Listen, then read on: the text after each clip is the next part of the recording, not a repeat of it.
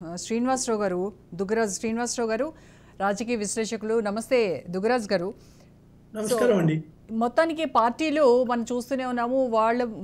వాళ్ళు చెప్తున్నవి విమర్శలకు ప్రతి విమర్శలు ఇవన్నీ చాలా సాధారణంగా. ఒక రాజకీయ విశ్లేషకుడిగా మీరు గమనిస్తున్నటువంటి ప్రజెంట్ ఈ సినారియో చూస్తే ఏమనిపిస్తుంది? అంటే 10 ఏళ్ళు అయిన తర్వాత కూడా మళ్ళీ తెలంగాణ అనేటువంటి సెంటిమెంట్ను ఎందుకు తీసుకొస్తున్నారు?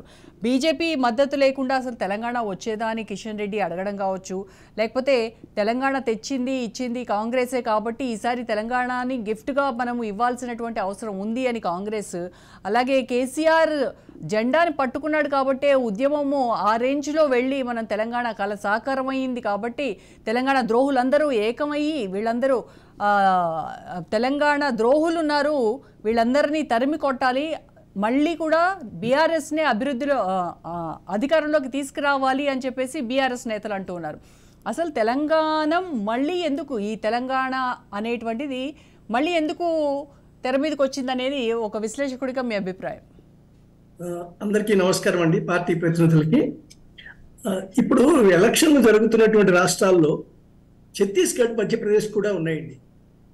అవి రెండు కూడా విడిపోయిన రాష్ట్రాలే, విడగొట్టబడిన రాష్ట్రాలే.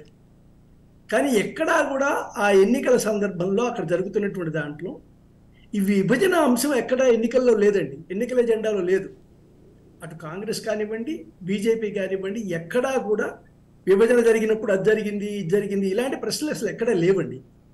లేకుండా మామూలుగా అభివృద్ధి లేదా ఇంకొకటి ఎవరి పార్టీ ఎజెండా వాళ్ళు చేసుకుంటూ పోతున్నారు. ఈ తెలంగాణలో మాత్రమే ఈ సెంటిమెంట్ అనేటువంటిది పట్టుకొని నడుపుదాం రాజకీయం అనేటువంటిది సహజంగా టీఆర్ఎస్ యొక్క, ఇప్పుడు బీఆర్ఎస్ అనుకోండి, వారి ఎజెండా అదేనండి. సో అక్కడ రెండు జాతీయ పార్టీలు కలిసి రాష్ట్రాలు విభజించాయి కాబట్టి ఇక ఎక్కడ పోటీ లేదు. అంటే తప్పు చేసావు, నువ్వు చేసావు, నేను చేశాను అనేటువంటి లేదు. ఇక్కడ తెలంగాణలోకి వచ్చేసరికి ఒక ప్రాంతీయ పార్టీ, ఆ ప్రాంతీయ పార్టీ నేనే సాధించాను తెలంగాణ అని డబ్బా కొట్టుకుంటున్నటువంటి పార్టీ. సో ఇలాంటి పార్టీ వచ్చినప్పుడు ఈ సెంటిమెంట్ అనేది తప్పనిసరిగా వాళ్ళకి లబ్ధి చేకూరుస్తుంది అనేటువంటి ఉద్దేశంతోనే ఇది చేస్తున్నారండి. ఇక ఎంతకాలం చేస్తారు? ఆంధ్రులు తిట్టిపోసి 2 ఎలక్షన్లు గెలిచారు.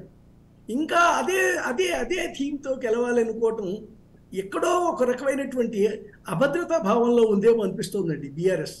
లేకుంటే ధైర్యంగా రజితారెడ్డి గారు చెప్పినట్టు ఇది మేము సాధించిన అద్భుతం, మేము ఉమ్మడి రాష్ట్రంలో ఉండి ఇంత నష్టపోయాం, అప్పటి నుంచి మేము ఇంత సాధించాం, ఈ లెక్కలు చాలు మరోసారి గెలిచి హ్యాట్రిక్ సాధించడానికి.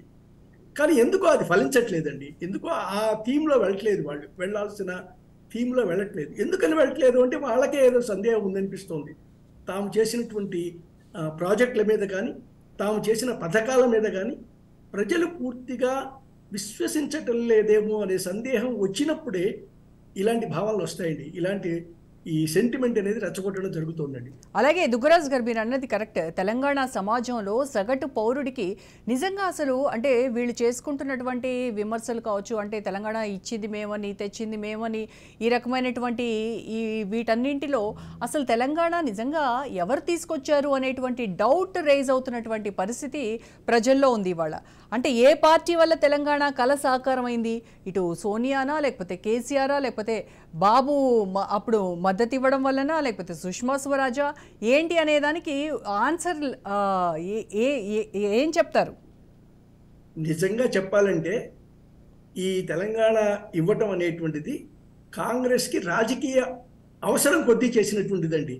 అంతేగాని ఉద్యమకారుల ఉద్యమం వల్ల కానివ్వండి ఇంతకన్నా నేను దిలీప్ కుమార్ గారి వయసు వారిని, నేను ఆ తెలంగాణ ఉద్యమం చేశాను, నేను చూశాను.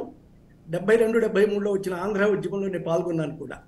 సో అప్పుడు వచ్చినటువంటి తీవ్రమైనటువంటి ఉద్యమమే కాదండి కేసీఆర్కి నడిపింది.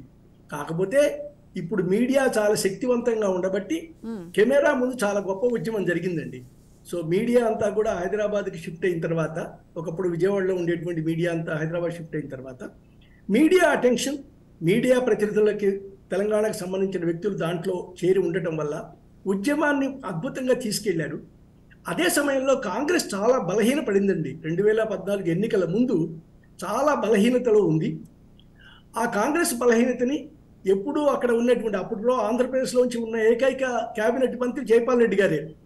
సో జైపాల్ రెడ్డి గారికి సోనియా గాంధీతో కాంగ్రెస్ నాయకులతో నిత్యం కలిసేటువంటి అవకాశం ఉంది కాబట్టి, అవసరం ఉంది కాబట్టి చేసే ఆ పద్ధతిలో వచ్చింది. నిజంగా కాంగ్రెస్కి కనుక చిత్తశుద్ధితో చేసినటువంటి విభజన అయి ఉంటే ఆ టేబుల్ ఎజెండాలో తీసుకురావడం రహస్యంగా చేయాల్సినటువంటి అవసరం లేదండి. మేము ఇవ్వదలుచుకున్నాం అది స్పష్టంగా చెప్పి ఇచ్చి ఉండవచ్చు. చివరి క్షణం వరకు అది టేబుల్ ఎజెండానే, చివరి క్షణం వరకు రహస్యమే, చివరి క్షణం వరకు వారి వారి రాజకీయ అంచనాలను చూసుకొని మాత్రమే విభజన చేశారు. కానీ కేసీఆర్ ఉద్యమానికి భయపడి చేశారనో లేదా ఇంకోటో అనేటువంటి లేదండి. కేవలం ఒక రాజకీయ లబ్ధి కోసం చేశారండి. దుగ్గరాజ్ గారు, అలాగే మరి చెన్నారెడ్డి గారు టీపీఎస్ ఉద్యమం కూడా బలంగా చేశారు. అప్పట్లో తెలంగాణ ప్రజా సమితి అనేటువంటి పార్టీ అది పెట్టి బలంగా నడిపారు ఆయన ఉద్యమాన్ని. మరి అప్పుడు కూడా సాకారం కానటువంటిది ఇప్పుడు సాకారం అయింది. అది కేవలము బీఆర్ఎస్ అలాగే కేసీఆర్ నాయకత్వంలో నేతలందరూ కలిసి అలాగే తెలంగాణ సమాజం కలిసి చేసుకున్నటువంటి పోరాటం ఇది. అవునంటారా కాదంటారా? కాదంటలేదండి. తెలంగాణ సమాజంలో ప్రత్యేక రాష్ట్రం కావాలనే భావన అప్పుడు ఉంది, మొన్న కూడా ఉందండి. తేడా ఏమిటంటే చెన్నారెడ్డి ఉద్యమం నడుపుతున్న సమయంలో ఢిల్లీలో చాలా శక్తివంతమైన నాయకురాలు ఇందిరాగాంధీ ఉందండి. ఒప్పుకోలేదు కదా ఆవిడ. అప్పుడు చెన్నారెడ్డి గారు అందుకని ఆవిడని ఢీకొనలేకపోయాడండి. సో ఇప్పుడు కేసీఆర్ వచ్చేసరికి వచ్చినటువంటి విషయం ఏమిటంటే బలహీనపడినటువంటి కాంగ్రెస్, సోనియా గాంధీ లాంటి రాజకీయ పరిజ్ఞానం లేనటువంటి నాయకురాలు అక్కడ ఉందండి. సో వాళ్ళని బుట్టలో వేయటం కానీ బెదిరించడంలో కానీ కాళ్ళకు దండాలు పెట్టి రేపు మీ పార్టీలో కలిసిపోతాము, మీరు కనుక మాకు తెలంగాణ ఇస్తే చాలు, నాకు తెలంగాణ తప్పించి రాజకీయాలు అక్కర్లేదు, నాకు పదవుల మీద కాంక్ష లేదు, ఇలాంటి అన్ని రకాల మాటలు చెప్పేసేయండి కేసీఆర్ కాంగ్రెస్ని బుట్టలో వేసుకోవటం కోసం. ఆ తర్వాత కదా పాద నమస్కారాలు చేశాడు, కుటుంబంతో వెళ్ళి మాట్లాడి ఆ తర్వాత కదా ఆయన రాజకీయంగా చేయదలుచుకున్న విశ్వరూపం చూపించినటువంటిది. కాంగ్రెస్ని మామూలుగా పడవ ఎక్కేసిన తర్వాత బోడిమల్లయ్య అనేసి వాళ్ళని పంపించేశాడు కదా. కాబట్టి ఇక్కడ రాజకీయంగా ఎత్తుగడల్లో ఆ బలహీనతని కేసీఆర్కి అనుకూలంగా వచ్చిందే తప్పించి సాధించుకుందనేటువంటిది గట్టిగా అనలేమండి. సో ఈ ఉద్యమాలు చేశారు కాదంటే, నేను 69 ఉద్యమం కూడా చూశాను, ఎంత తీవ్రంగా జరిగిందో చూసాం, ఎంతమంది చచ్చిపోయారో పోలీస్ కాల్పుల్లో చూసాం. కానీ దీంతో కూడా ఉద్యమం జరిగింది. ఇప్పుడు జైళ్ళకి వెళ్ళారు, ఇప్పుడు చేశారు. ఏ ఉద్యమంలో అయినా ఉంటుందండి ఇలాంటిది. కానీ అదే పట్టుకొని నేను 10 ఏళ్ళైనా ఇంకా దాని మీదే చేస్తాను అంటే ప్రజలు హర్షిస్తారు అంటే ఇక తెలంగాణ ప్రజల ఇష్టం. అది లేదు మాకు సెంటిమెంటే బ్రహ్మాండంగా పనిచేస్తుంది, మేము ఇదే నమ్ముతామంటే వారి ఇష్టం, మనం ఏం చేయలేం. అంటే సెంటిమెంట్ ని పక్కన పెట్టి చేసినటువంటి అభివృద్ధిని కనుక చూపించి మళ్ళీ ప్రజల్లోకి వెళ్తే ప్రజల ఇష్టం. అది నిజంగా అభివృద్ధి జరిగితే సరైన మార్గం అండి. కేసీఆర్ గారు చేయాల్సినటువంటిది బీఆర్ఎస్ సాధించినటువంటి విజయాలను ప్రచారం చేసుకోవడం చేయాలండి. ఇక ఇవి నీళ్లు ఇప్పటికీ కూడా నీళ్లు ఏదో పోతున్నాయి, మేము ఏమీ జరగవండి, అన్నీ ఒక పద్ధతి ప్రకారమే జరుగుతాయి కదా నీళ్లు కానీ ఏదైనా. ఎవడు ఇక్కడ దోచే పని అవసరాలు లేవు, అవకాశాలు కూడా లేవు. కాబట్టి నేను 10 ఏళ్లలో ఇది సాధించా, మీకు ఇంత మేలు చేశాను అని చెప్పుకొని పాజిటివ్ క్యాంపెయిన్తో చేసి గెలిస్తే కేసీఆర్ గారి హ్యాట్రిక్ని అభినందించాల్సిందేనండి. కానీ ఆయన ఇక్కడ దారి తప్పి మళ్ళీ ఎక్కడో సెంటిమెంటు ఇంకా ఏవేవో తిప్పుదామని మెలికలు వేద్దామని ఆ ప్రయత్నం చేసేటువంటి దాన్ని మరి ప్రజలు ఏ మేరకు హర్షిస్తారు తెలంగాణలో చూడాలి. అయితే ఆయనకు అనుమానం ఉందనే విషయం అర్థమవుతోందండి దూరంగా ఉన్న వారికి కూడా.